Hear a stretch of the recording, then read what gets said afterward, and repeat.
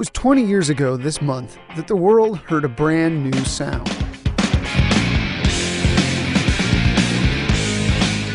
It came out of Seattle from a band called Nirvana. Never really heard anything quite like it before, because it took that rawness of grunge, but then it sort of kind of married it with kind of traditional rock pop music as we knew it, and the production, and it was like, oh yeah, that's going to be big. Charles Peterson, a photographer who documented what would come to be known as grunge, or the Seattle sound, created many of the iconic images of that era. Each one of my favorites from the Raji show. You know, it was a lot of elbows, and I was constantly getting the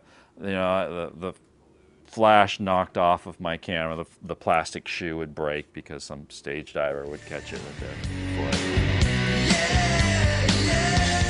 Peterson's images of the raw physicality of the scene anchor a new exhibit at Seattle's Experience Music Project, which chronicles the influences that led to Nirvana's blistering Nevermind album and the grunge explosion. Grunge really put us on the map for the whole world. Alex Shumway from Green River, Gary Allen May from Jacob McMurray curated the exhibit. Working on this exhibition, I had a huge amount of personal pressure to get this story right, because it is about grunge. We're in Seattle. It is a musical form that people care about deeply. The show features dozens of oral histories from musicians and insiders, and artifacts like Nirvana lead singer Kurt Cobain's guitars, his cardigan sweater, and even the figurine from the band's last album, In Utero. In addition to the exhibit at EMP, a 20th anniversary box set of Nevermind will go on sale. PBS will air a documentary about Pearl Jam, and the influential Seattle band Soundgarden has regrouped and recently released a new album.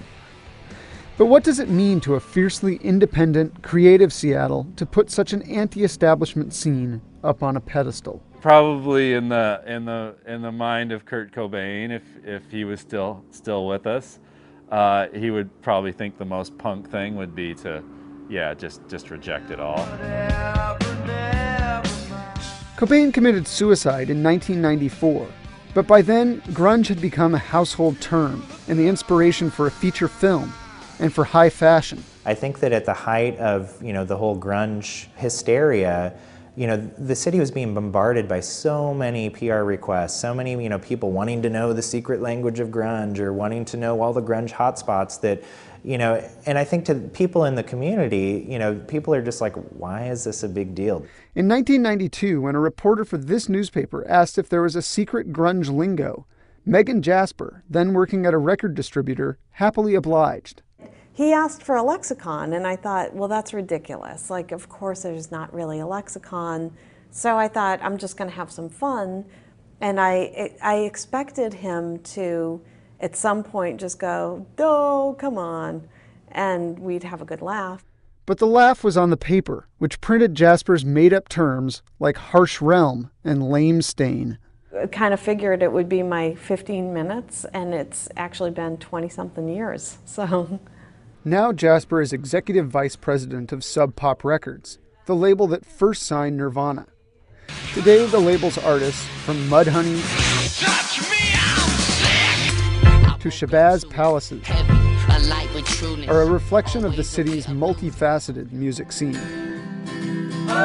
If there is a Seattle sound, it might be the indie folk of bands like Head in the Heart and Fleet Foxes, whose sweet harmonies don't exactly inspire stage diving and mosh pits like grunge once did. Yeah, I don't think you really get that with what I call beard rock these days. We're all fine bands, but it just doesn't get my heart pumping. But you can still get your heart pumping in Seattle if you know where to go.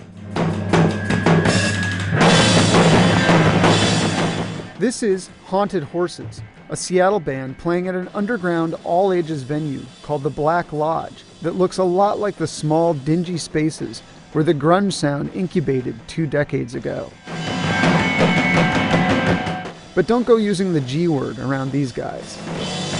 Well, living in Seattle, it has the stigma of being a grunge city, and I think it's definitely outgrown it. It's definitely a very diverse environment, but as for grunge, I think grunge had its day, and it was just kind of a fad for the moment. I don't know. It's our forebears. It's kind of my dad's music. Like, I grew up listening to it a lot, but I would definitely. You are old. I definitely I think it's still something we'll all turn on and rock out to and have a good time to, but I don't think that what is happening now, what's cool now in Seattle, is grunge music.